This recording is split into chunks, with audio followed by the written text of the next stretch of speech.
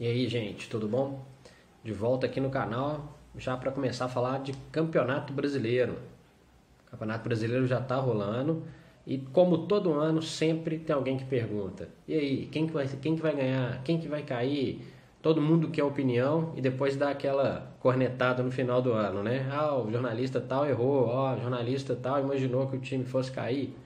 Enfim, eu vou dar minha opinião sobre o que pode acontecer nesse Campeonato Brasileiro, mas levando em conta uma outra questão, a questão do calendário do futebol brasileiro e como cada clube vai se envolver com isso, né?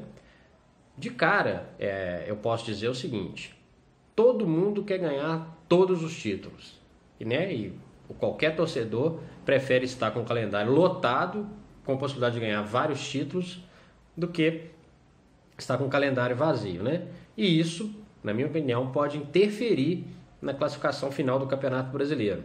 Vou dar um exemplo. Eu destacaria de cara candidatos ao título, basicamente os três que disputaram a maior parte do tempo no ano passado: Palmeiras, Atlético e Flamengo. São times que, na minha opinião, vão brigar lá em cima. Bom, mas eles estão em outras competições. E como administrar isso? Vou falar em números. Vou dar o exemplo do Galo, por exemplo. Até maio, até o final de maio, já vai ter feito 29 jogos no ano. Ok, mas a reta final, quando começa as decisões uma atrás da outra e com o calendário novo, com a Libertadores estendida, com a Copa do Brasil até o final do ano, como é que vai funcionar? Bom, a partir de junho, o Galo vai fazer 35 jogos pelo Campeonato Brasileiro. Se chegar até a final da Copa do Brasil, que é em outubro, são mais 6 jogos. A Libertadores já tem 2 jogos garantidos para o segundo semestre, já está classificado para as oitavas. Pode fazer mais 6 se jogar até a final. E tem mais 3 jogos pela Primeira Liga, caso chegue até a fase final. Nesse total são 52 partidas que vão ser disputadas entre junho e 3 de dezembro, a data final do Campeonato Brasileiro. Esse calendário serve também para o Flamengo, serve também para o Grêmio, por exemplo. Todos estão na Libertadores, todos estão classificados na Primeira Liga, todos ainda podem conquistar a Copa do Brasil. Todo mundo está com esse calendário bem cheio. No caso do Palmeiras, por exemplo, não tem a Primeira Liga, diminui 3 jogos dessa conta, cai para 49. É muito jogo, é jogo segunda, quarta, final de semana e quarta, um atrás do outro, basicamente 2 jogos por semana.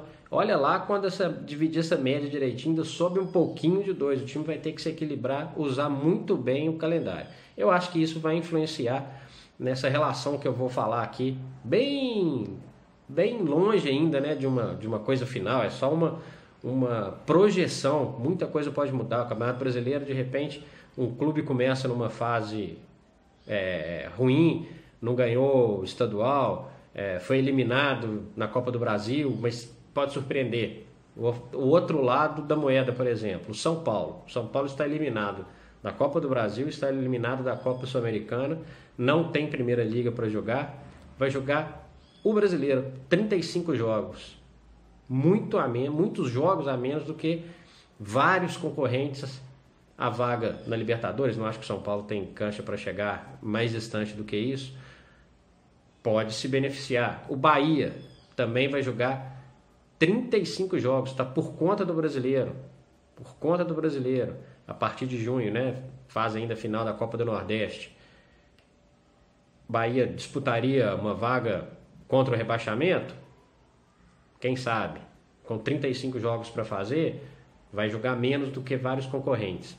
Enfim, acho que essas coisas todas devem ser analisadas. Como eu falei, num primeiro momento, eu vejo Atlético, Palmeiras, Flamengo, tem equipes ou que mantiveram, né, o elenco no ano, o elenco mantido do ano anterior, ou se reforçaram muito bem e começaram muito bem a engrenar nesse primeiro semestre, né, que já está caminhando aí para o final.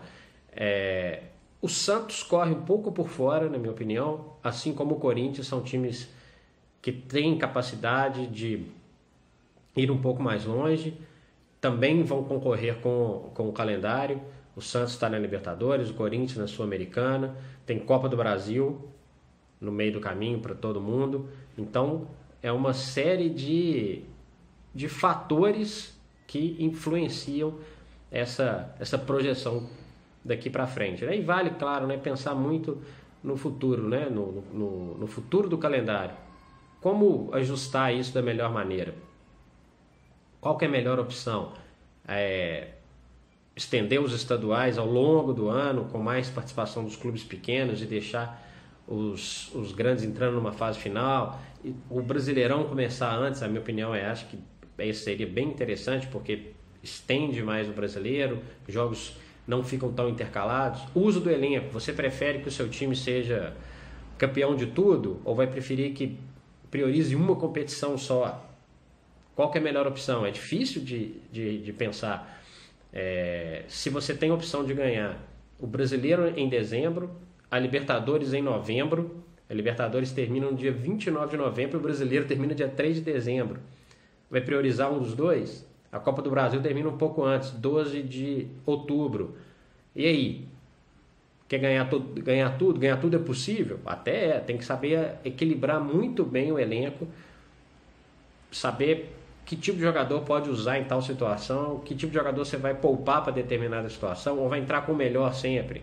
Minha opinião, é melhor manter uma estrutura mínima do time, não entrar sempre com todos os reservas, por exemplo. Vou abrir mão, né? De repente algum time abre mão da Copa do Brasil em prol do brasileiro, lá na frente se dá mal no brasileiro, ou na Libertadores. É muita coisa que envolve, eu acho que equilibrar melhor entre não usar os reservas direto, mas usar boa parte dos titulares sempre que possível. Eu acho que é a melhor estratégia, porque pode chegar no final do ano e aquela competição que você prioriza, você pode perder e já tendo aberto mão de alguma outra lá atrás. Então, é uma projeção, estou mostrando alguns números.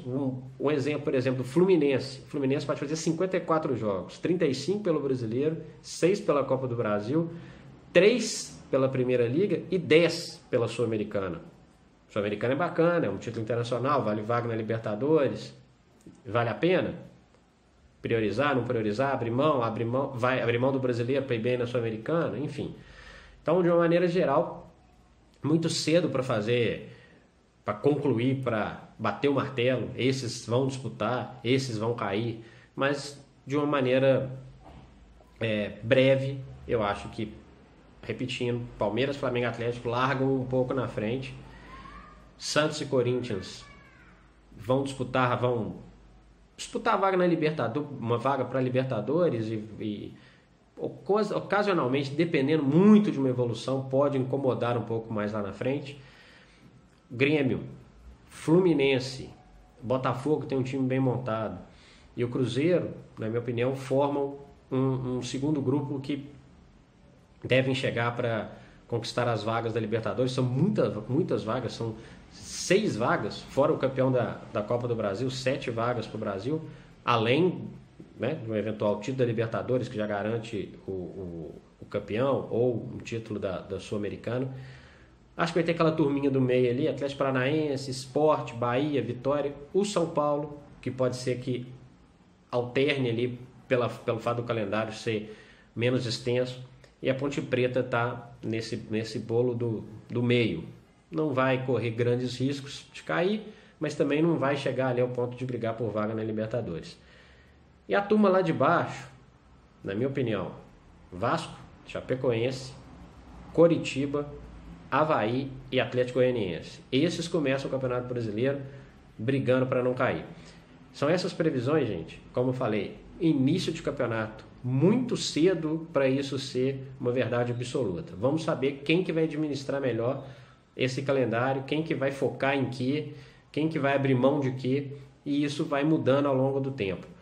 Em breve, eu pretendo, depois de ter feito já alguns jogos, os clubes, eu pretendo voltar aqui no canal e trocar mais uma ideia a respeito de o que já foi feito, quem abrir mão de quê, quem ainda está disputando alguma coisa no caminho. Volto e espero comentar com um pouco mais de números, uma prova de que não dá para tirar conclusões apressadas no início do Campeonato Brasileiro. Em breve eu volto. Curtiu aí o canal? Não deixe de se inscrever. Um abraço e até a próxima.